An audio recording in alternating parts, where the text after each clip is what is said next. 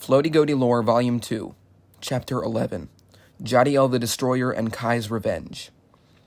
There were once many humans on Goofy Planet that almost went extinct, all but Tyson, Fuzzy PJ Man, Rim, Uncle Ben, and Jadiel the Destroyer. Jadiel was the most remarkable of the humans. Jadiel was, without a doubt, quite large.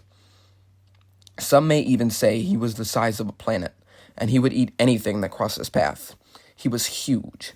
Floaty Goaty's plan was to find him, defeat him, shrink him, and recruit him to the gang. The only problem is, he is so big that he has completely flown off Goofy Planet and hasn't been seen in thousands of years.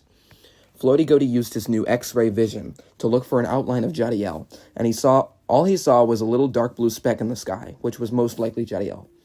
Alex used his jump boost to jump all the way to Jadiel, and he actually found him. He said that he has gotten so big and fat that he has his own gravitational pull. He said he also saw another large human nearby, but it ran away too fast for him to get a glimpse. But they would deal with that later. Now their goal is to find Jadiel. Floaty Goaty rushed to Goatshire to grab the artifact that he had found, and the gang set off on their next adventure. They used the rocket that Rebro had built to get to Jadiel. When they arrived, he was way bigger than Floaty Goaty had ever envisioned. Jadiel was so big that the gang could feel his gravitational pull before they could even see him. Floaty Goaty made an air bubble that defies all the laws of physics and floats there without being affected by gravity. The gang entered the bubble and had to fight Jadiel from inside. Floaty Goaty got the power stone out and stuck it out of the bubble to shoot it at Jadiel. It actually put a hole straight through him, but it instantly regenerated. Jadiel started to get mad, and he turned around and swiped at the gang, likely trying to eat them. Hashi then shot both of his weapons at Jadiel, and it also put holes through him. Floaty Goaty sent out the artifact and it put a big hole through him, but everything regenerated.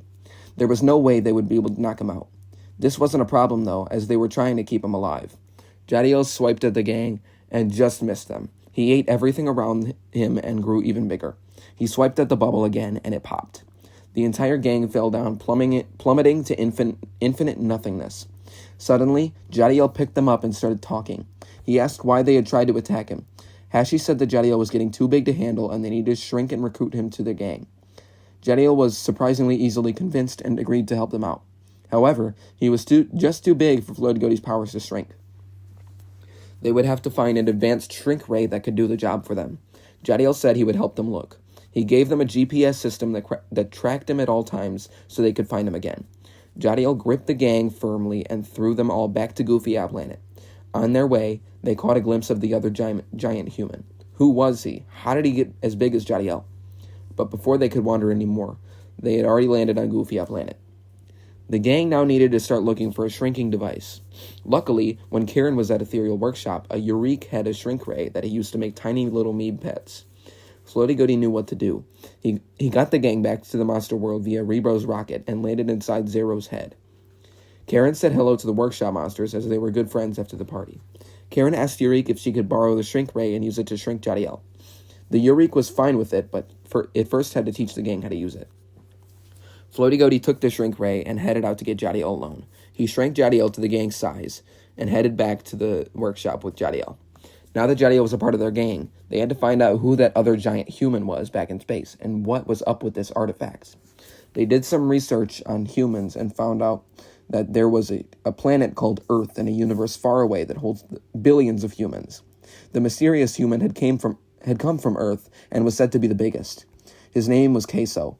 It is said that Queso was a content creator and streamer on this thing called social media. His messages he had gotten from his fans had driven him into such a deep depression that he continued to eat. Working out was a lost cause, as with every jumping jack, everyone within a 5-mile radius would perish. He ate so much he left Earth and became a planet of his own with a gravitational pull 2 times as powerful as Jadiel's. Queso was then lost to history, and all humans on Earth still don't know where he is. They would have to find him and stop him eventually before he eats this entire universe, and maybe even other universes. Now they had to work on studying the artifact.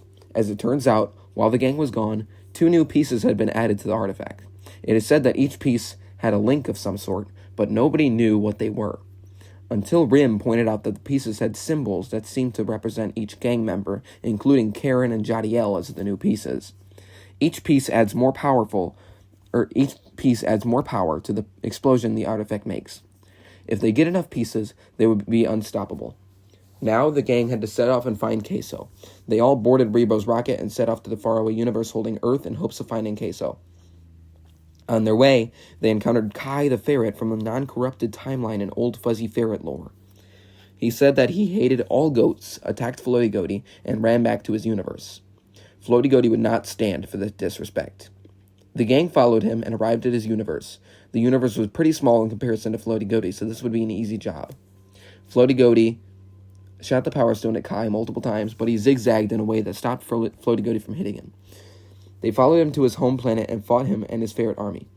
Phoenix got the first hit with one of his fireballs, killing many ferrets, but Kai was not giving up. He crafted a giant robot ferret that was designed to kill Floaty Goaty. The gang figured that they would have to wipe out the army before even worrying about Kai or his robot. Floaty Goaty used the Power Stone to wipe out a line of them, even wounding Kai. Hashi threw his weapons at the army, both sending an explosion that killed many ferrets. At this point, there were few members of Kai's army left. The gang took them out with their abilities and moved on to Kai and his robot. Floaty Goaty shot the Power Stone at Kai, wounding him further, but his robot attacks. The gang was so badly wounded, but Floaty Goaty set up another force field, blocking them from further damage. Just then, Kai's robot attacked Rebo's rocket, destroying it forever. The gang now had no way of going back up into space. Floaty Goaty was infuriated. He stepped out of the force field with the artifact and shot it straight at the robot. He stepped back in the force field, and the robot and Kai exploded instantly. It was finally over. But how would they get out of this universe without their rocket? There was only one thing to do. They had to work together to find materials to fix it. They started by digging underground for metals. Luckily, only a small part of the rocket was broken, so they got the materials quickly. Floaty Goaty reassembled the rocket piece by piece, and then they set off to find Queso. They were on their way to the universe a few minutes later, and they were heading towards him fast. The gang eventually got to Queso, but just as Floaty Goaty was powering up the shrink ray, Queso punched the rocket, and the entire gang landed back at Goofy Planet. Floaty Goaty was really mad. They would now have to take months to find Queso again. Nevertheless, Floaty Goaty needed something for his weapon, so he settled on a piece of Kai's robot that he collected while he was fighting it.